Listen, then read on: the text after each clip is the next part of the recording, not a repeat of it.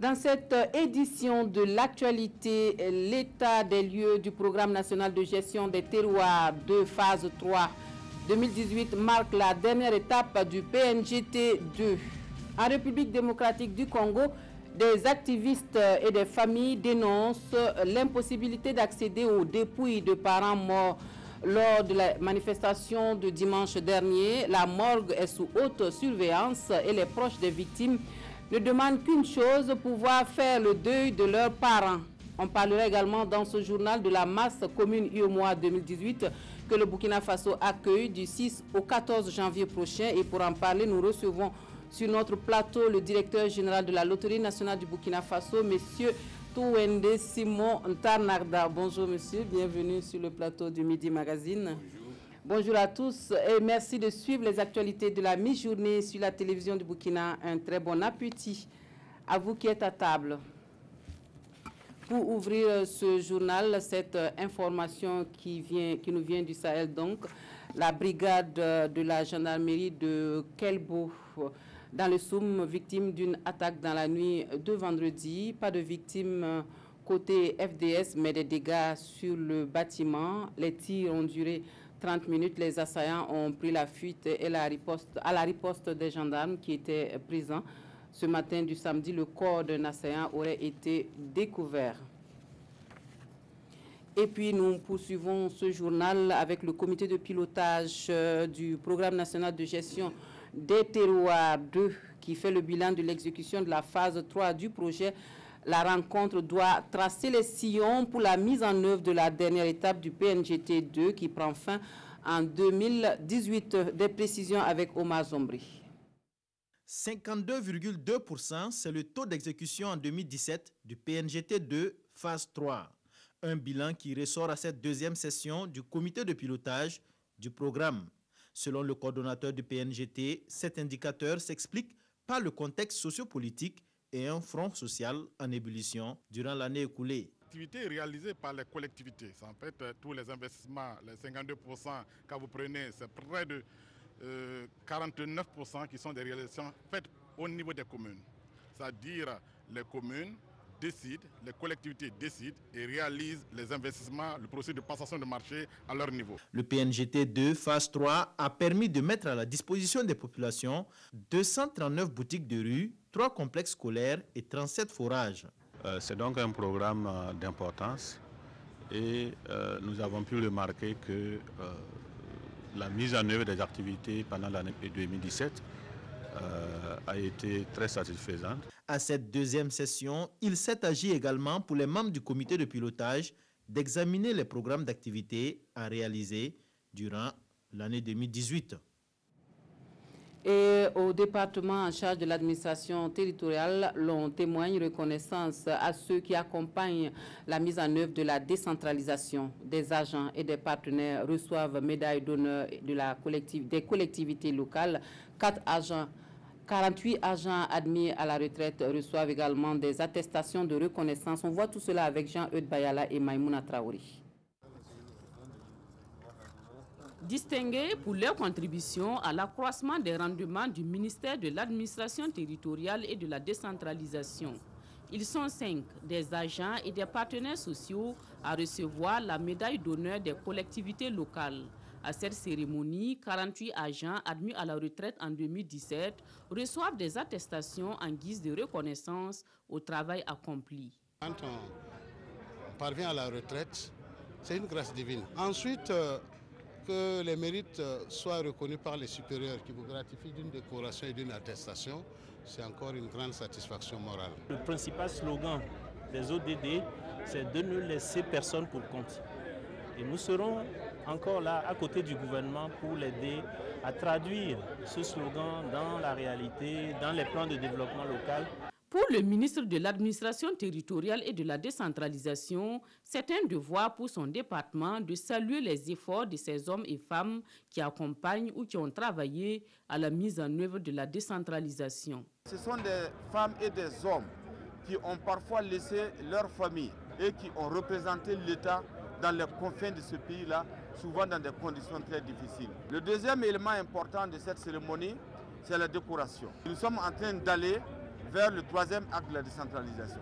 Cela a valu que des intellectuels, que nos partenaires techniques et financiers comme le PNUD, qui est le chef de file, puissent travailler avec tous ceux qui ont de l'expérience pour nous permettre d'avoir les référentiels sur le troisième acte de la décentralisation. Et pour la mise en œuvre réussie de ce nouveau référentiel de la décentralisation, Simeon Sawadgo sait compter sur les partenaires techniques et financiers, sur le soutien de ses retraités et sur ces jeunes invités à emboîter le pas à leurs devanciers. Nous en venons à la page entretien de notre journal. Le Burkina Faso accueille la 19e édition de la masse commune UEMOA. Cette cagnotte commune donc des pays membres de l'UEMOA. Pour les détails donc de cet événement, nous recevons sur notre plateau le directeur général de la Loterie nationale du Burkina, M. Simon Touwende Tarnarda. Bonjour, monsieur le directeur. Bonjour. Merci de venir sur notre plateau pour nous parler de cet événement majeur qui est la masse commune UEMOA 2018. Est-ce que, avant d'en venir aux détails de l'activité, des activités qui sont prévues dans ce cadre, est-ce qu'on peut rappeler un peu l'intérêt et surtout la pertinence de la masse commune UEMOA?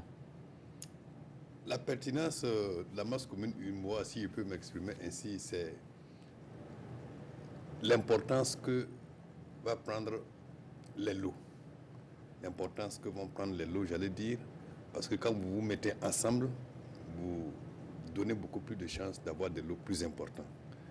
Mais avant d'en arriver à cette conclusion, c'est que l'histoire de la masse commune commence en fait avec l'histoire de la tranche commune entente. La tranche commune entente est instaurée depuis les années 70 et se dénoue autour d'un produit de loterie pure. Au début, c'était les tirages à billets ordinaires. On est passé au tirage basé sur les instantanés qui combinent un tirage, mais avec les cérémonies qui enrobaient donc les manifestations de tirage entente. Nous invitions des pays qui n'étaient pas membres du Conseil de l'entente, notamment le Sénégal, le Mali, et ils ont manifesté l'intérêt de se joindre à nous, alors que le Conseil de l'entente a été instauré suite à une instruction des chefs d'État qui nous ont instruits pour accompagner le Conseil de l'entente de faire une cérémonie de loterie, un tirage de loterie dans le cadre du Conseil de l'entente. Nous ne pouvions donc pas facilement intégrer des pays qui n'étaient pas membres du Conseil de l'entente. Alors, il fallait trouver une autre formule pour intégrer ces pays qui, à force de venir à nos invitations, se sentaient des nôtres et avaient vraiment la ferme volonté de faire une activité commune avec nous.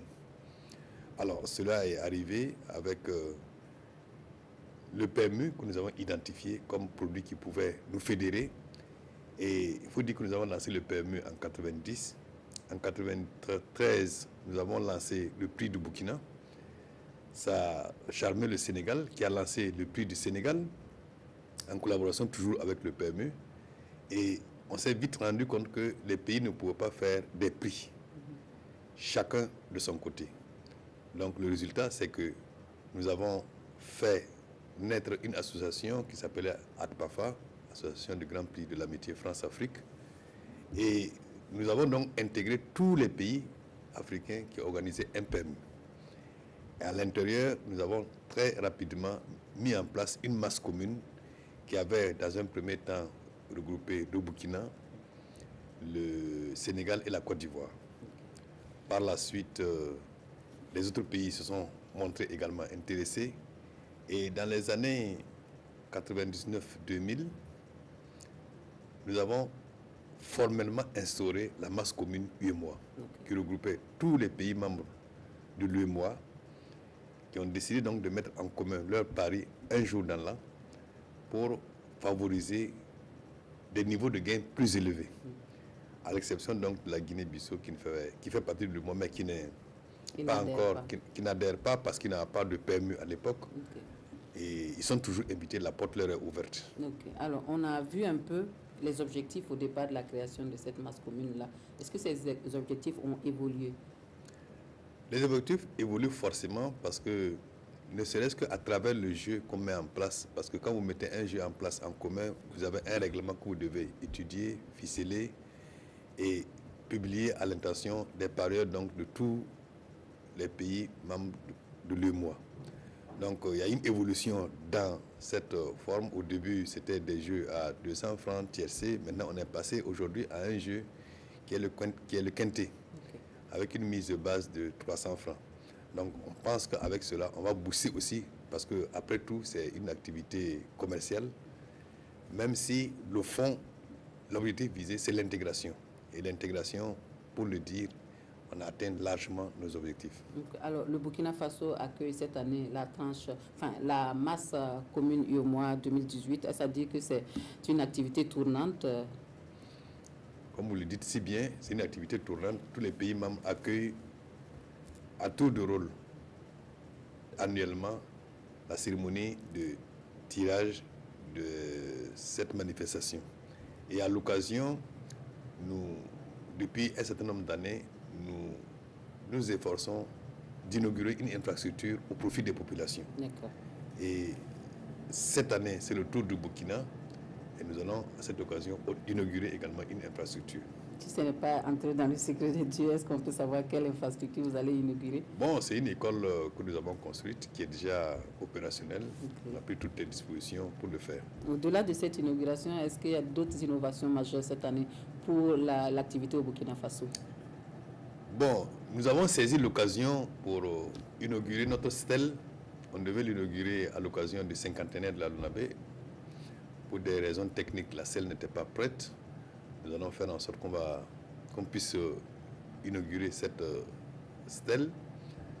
Et au-delà de ça, il y a des réunions des experts qui donnent le tempo de la manifestation, qui vont se pencher sur des aspects techniques, sur les innovations qu'on va examiner en réunion de DG. Ok. Et on parlait tantôt du support, justement, de jeu. Est-ce qu'on peut préciser cela pour cette masse commune 2018? C'est le jeudi. Oui. Le jeudi 11, ce sera un quintet plus. La mise de base est de 300 francs. 300 francs qui peuvent faire tomber des millions. D'accord. Et pour les populations elles-mêmes de l'espace UEMOA, qu'est-ce qu'on peut prévoir pour eux, pour cette masse commune 2018? Mais ce que nous faisons toujours, tous les jours, en tant qu'institution de loterie, nous nous mettons ensemble, nous avons la même mission, c'est de faire en sorte que nous puissions mieux vendre pour pouvoir mieux contribuer au développement du pays. Donc les populations, forcément, vont avoir les retombées, comme elles le voient de façon habituelle, puisque après tout, nous pensons qu'en nous mettant ensemble, nous allons faire des échanges d'expériences, nous renforcer, faire du benchmarking entre nous et renforcer donc nos capacités à rendre service aux populations. Donc on rappelle donc que la masse commune UEMOA 2018 au Burkina Faso, c'est du 6 au 14 janvier. Absolument. Et avec la journée du jeudi qui est la journée phare. Absolument. Okay. C'est le jour où la course aura lieu. Merci beaucoup, monsieur le directeur général de la Loterie nationale du Burkina, d'être venu sur notre plateau pour nous parler de la masse commune UEMOA 2018 et que le Burkina Faso accueille cette année. Vous restez avec nous pour la suite de notre journal. Merci. Le médiateur du Faso poursuit ses échanges avec les chefs des départements ministériels sur les préoccupations des populations. Les ministres en charge de l'action sociale et de l'énergie sont reçus par Sarah Séré-Sérémé sur différents points, notamment les garderies populaires et la Sonabel. Le compte-rendu des audiences avec Amadou Ilboudo, Isaka Ouedraogo et Nathalie Savadogo Nabaloum. Le médiateur du Faso adopte un nouveau système de traitement des dossiers. Un système qui consiste à un traitement participatif des dossiers avec les différents responsables des départements ministériels concernés. Et c'est le ministre de la Femme, de la Solidarité nationale et de la Famille qui ouvre cette série de rencontres avec comme sujet le dossier des monitrices des ex-garderies populaires. Madame le médiateur a marqué sa bonne volonté et comme je l'ai dit, a eu une oreille attentive, avait même le dossier également sous la main. Et donc l'occasion faisant le larron, nous en avons échangé et des actions en tout cas seront prises pour vraiment permettre à ce que nous puissions trouver une porte de sortie pour cette préoccupation. Le ministre en charge de l'énergie est la deuxième personnalité à être reçue. Avec Oumar Dissa, il n'y a pas eu de dossier, mais des plaintes de la population par rapport à la disponibilisation de l'électricité et de l'amélioration des services de la Sonabel. Au niveau du ministère de l'Énergie, nous avons une politique assez, je dirais, claire et fine par axe, que ce soit le renforcement de la production conventionnelle, le mix énergétique ou la promotion de l'efficacité énergétique dont je n'ai pas parlé. Notamment, on a évoqué la question des lampes LED dont le projet a déjà commencé à s'opérationnaliser sur le terrain. Alors, vous savez donc que les axes sont suffisamment clairs et les actions qui sont menées sont en train d'être clarifiées à travers les projets qui sont en train de se dérouler. Donc j'ai donné suffisamment d'explications aux médiateurs du FASO pour que ces équipes qui vont aussi faire le tour du pays puissent nous aider à mieux expliquer aux populations. Les administrations sont les partenaires privilégiés du médiateur du FASO et ce quatrième pouvoir entend tisser des relations de travail et de collaboration qui vont permettre de porter les préoccupations des agents publics. Nous ne cherchons pas à chambouler et remettre en question les autres méthodologies et les autres stratégies qui ont été développées, mais nous pensons avoir dit que nous allons prioriser vraiment l'autosaisine et également travailler à ce que tous les dossiers qui étaient passés par la saisine des citoyens puissent être évacués de manière plus appropriée. Et avec les différents ministres qui viennent, qui essaient de répondre aux préoccupations posées par les citoyens, nous arrivons à avancer rapidement. Sarah Sérémé envisage dans les jours à venir effectuer une tournée avec son équipe dans les différentes régions pour toucher du doigt, dit-elle, les réalités auxquelles les populations sont confrontées. Coris Bank International souffle ses 10 bougies, une occasion pour les responsables de la structure de faire le point des acquis de la banque et d'envisager des perspectives. Plusieurs activités sont au programme de la commémoration de ce 10e anniversaire, dont le coup d'envoi est donné hier en présence de Yacouba Gamene et Bouma Ernest Nebié. Coris Bank fête ses 10 ans d'existence. Occasion pour ses premiers responsables de jeter un regard rétrospectif sur les acquis majeurs engrangés par cette institution bancaire au cours de cette décennie. Coris Bank International s'est largement investi dans l'accompagnement d'initiatives et de projets concourant au bien-être des populations. Sur la décennie, c'est une enveloppe de près d'1 milliard de francs CFA que notre institution aura apporté à divers bénéficiaires pour appuyer leurs efforts en faveur de la protection et du bien-être des populations. Toute cette dynamique a été possible grâce aux bons résultats obtenus pour une moyenne annuelle de 15 milliards de résultats nets depuis 2012. Des premiers responsables qui sont fiers d'avoir contribué pour beaucoup à la résorption du chômage au Burkina. Notre institution a été distinguée en 2010 par le gouvernement du Burkina Faso meilleur employeur des jeunes. Le nombre d'emplois créés par l'ensemble des entités du groupe Coris dépasse à ce jour 1000 salariés. Félicitée pour sa contribution à la résorption du chômage au Burkina, la banque autrement a également reçu les congratulations du gouvernement burkinabé pour son civisme fiscal. Une satisfaction que le PDG de Coris, Idrissa Nassa, a du mal à cacher. Pendant les 10 années, nous avons payé près de 100 milliards d'impôts à l'État. Donc nous pensons que c'est un devoir pour nous. À travers notre filiale Coris Bourse, nous avons mobilisé 122 milliards de francs CFA au mois de juillet que nous avons mis à la disposition du gouvernement pour le financement du PNDS. C'est pour vous dire que nous sommes très engagés aux côtés du gouvernement. Le principal défi reste la poursuite de l'implantation de cette institution bancaire à l'international.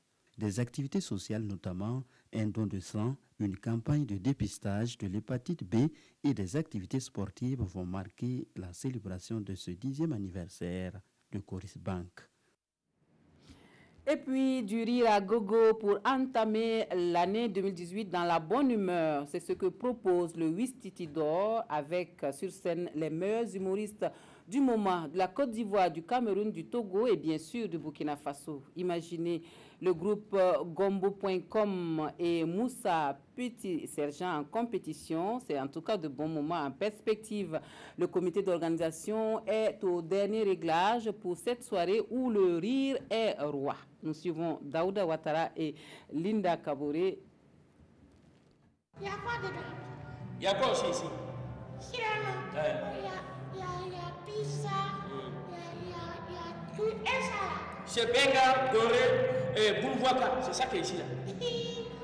Quand tu dors. Bon, je dors sur mon dos. Et puis tu respires. Mais toi tu fais comment comme ça? Moi ça c'est pour mon papa, c'est pas pour moi. C'est un avant-goût des Ouistiti d'or prévu se tenir ce soir au Ciné Burkina. Venus de la Côte d'Ivoire, du Cameroun, du Togo et bien entendu du Burkina Faso, ces humoristes promettent de vous faire rire jusqu'aux larmes. On invite les tontons, les tantines, les tontons infidèles là, venez. Les tontons infidèles là, si tu ne viens pas là, Dieu va te tuer d'abord. Cette année, c'est une célébration spéciale selon le promoteur. Le groupe Gombo.com et Moussa Petit Sergent seront en compétition pour le Ouistiti d'or. Ce soir, nous allons vivre des événements dans l'événement. On aura la cérémonie de remise des Ouistiti d'or aux meilleurs humoristes du moment. Les deux qui sont en compétition, c'est Gombo.com et Moussa Petit Sergent. Et c'est le public qui va décider en envoyant M pour Moussa Petit Sergent au 3166 et G pour Gombo.com au 3166. À travers humour, ces comédiens vont sensibiliser les élèves sur les grossesses non désirées en milieu scolaire. Les fonds qui seront récoltés vont permettre de venir en aide à la Maison de solidarité de Gouné. Rendez-vous est pris pour ce soir à partir de 20h. Et la complicité de Nathalie Savadogo Nabaloum pour ce reportage en République démocratique du Congo. C'est l'actualité hors de chez nous. Ce sont les familles de victimes des dernières manifestations contre le pouvoir de Kabila qui réclament les dépouilles de leurs parents. La morgue est sous haute surveillance. Difficile donc de faire le deuil des parents morts et des activistes et proches donnent de la voix. Quelques jours après les incidents survenus en RDC dans le cadre de manifestations de catholiques contre le président Kabila, activistes des droits de l'homme et familles des victimes dénoncent l'impossibilité d'accès aux dépouilles à la morgue de l'hôpital de Kinshasa. Les proches des victimes inconsolables ne demandent qu'une seule chose, rentrer en possession des corps de leurs proches. À l'image de Tichik, dont le neveu a été tué devant l'église catholique Saint-Alphonse dans la commune de Mateti.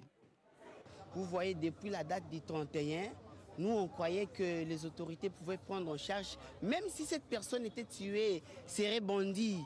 Mais les droits quand même protègent toute personne. La vie humaine est sacrée. Et aujourd'hui, soit 4 jours ou 5 jours après, qu'on va embaumer les corps. Et nous n'allons pas abandonner notre corps comme ça, notre dépouille. Oui, on nous refuse le droit. C'est un droit. Quand quelqu'un est décédé, on doit l'embaumer, conserver les corps et puis prendre, aller enterrer. Et quand on refuse à ça, vous comprenez que ça va au-delà même de nos entendements. Les explications donnent que ce sont leurs chefs qui sont venus pour donner des instructions formelles pour qu'on ne touche pas à ces corps, comme ces corps qui a été fusillés. Une situation dénoncée par la société civile qui demande aux autorités congolaises de permettre aux familles d'enterrer leurs morts. Nous condamnons cette situation. Nous exigeons au gouvernement congolais, aux autorités congolaises, d'enlever tous les agents de sécurité qui sont actuellement commis dans des morgues proches des hôpitaux de la ville de Kinshasa. À l'issue des marches du 31 décembre, la police congolaise affirme qu'aucun mort n'a été enregistré parmi les manifestants. Pour les organisateurs, une douzaine de personnes ont péri et au moins 5 selon l'ONU. Les fidèles catholiques réclamaient notamment le départ du président Kabila, dont le second et dernier mandat a expiré le 19 décembre 2016.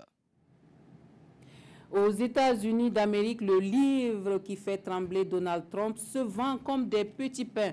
Sorti plus tôt que prévu, le livre Feu et Fureur, consacré au premier mois de la présidence Trump et que la Maison-Blanche a cherché à interdire, s'est écoulé en quelques minutes dans les librairies.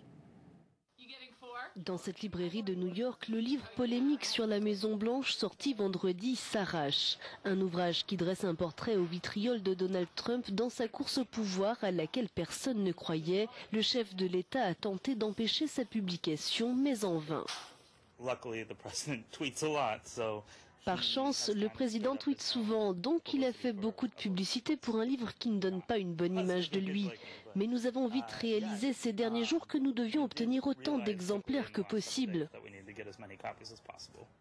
Une demande qui se vérifie du côté des clients. Je n'avais pas l'intention de l'acheter au départ, mais comme j'ai entendu que ça énervait le président, je me suis décidée. L'auteur Michael Wolff dit avoir recueilli plus de 200 témoignages, dont celui de Steve Bannon, l'ex-conseiller à la Maison-Blanche limogé en août dernier, qui n'aurait pas été avare en commentaires peu flatteurs sur les coulisses du pouvoir. J'ai suivi tout ça chaque jour aux infos et c'est pour le moins étonnant. Alors oui, je veux connaître les détails croustillants. Les avocats de Donald Trump envisagent des poursuites contre Steve Bannon. Face à la polémique, la Maison-Blanche a préféré minimiser ses révélations et soutient que le livre serait truffé d'erreurs. Voilà, on s'arrête ici pour cette session d'information. Merci de votre attention. Très bon week-end à tous et à toutes.